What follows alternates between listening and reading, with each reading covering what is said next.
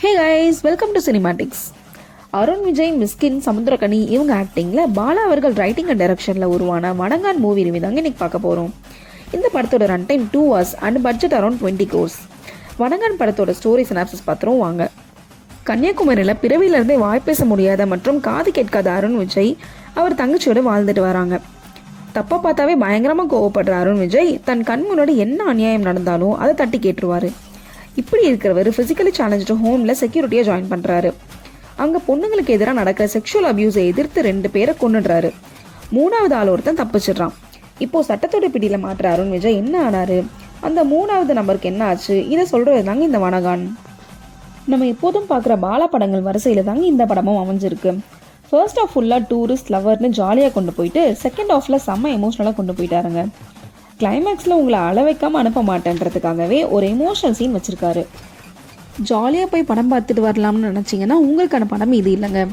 கேரக்டர்ஸுமே வழக்கமான பாலா படங்களில் வர மாதிரி தான் அமைஞ்சிருக்கு.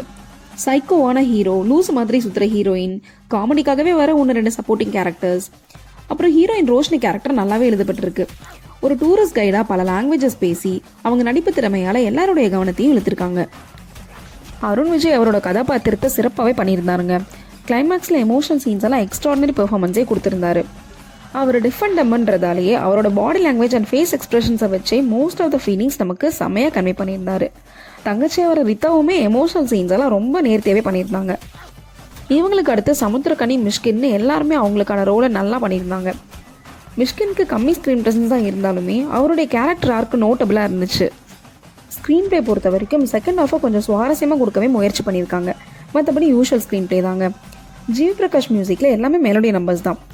சாங்ஸ் எல்லாமே ஹார்ட் டச்சிங்காக தான் இருக்குது. சாம் சிஎஸ் பின்னணி இசையும் சீன் மூட்க்கு ஏற்ற மாதிரி நல்லாவே வந்திருக்கு. ஆர்பி குருதேவ் சினிமாட்டோகிராஃபியில் கன்னியாகுமரியை ரொம்ப கலர்ஃபுல்லாகவே ப்ரெசென்ட் பண்ணியிருக்காங்க. இந்த படத்தோட பாசிட்டிவ்ஸ்னு பார்த்தீங்கன்னா ஆக்டர்ஸோட பர்ஃபார்மன்ஸ், படத்தோட story, movie duration and music இதெல்லாம் தாங்க. நெகட்டிவ்ஸ்னு பார்த்தீங்கன்னா அவருடைய படமான பிதாமகன் சாயில் தாங்க இந்த படமும் அமைஞ்சிருக்கு. ஸ்க்ரீன் பிளேவை இன்னும் கொஞ்சம் விறுவிறுப்பாக கொடுத்துருக்கலாம். ஓவராலாக ஒரு அபவ் ஆவரேஜ் வாட்ச் ஆன இது பாலா ஃபேன்ஸை ஃபுல்ஃபில் பண்ணுறதோட அவருக்குமே ஒரு கம்பேக் படமாக தாங்க அமைஞ்சிருக்கு. So don't miss out the heart melting Vanangaan. Cinematics rating for Vanangaan movie is 7.5 out of 10. Thank you guys.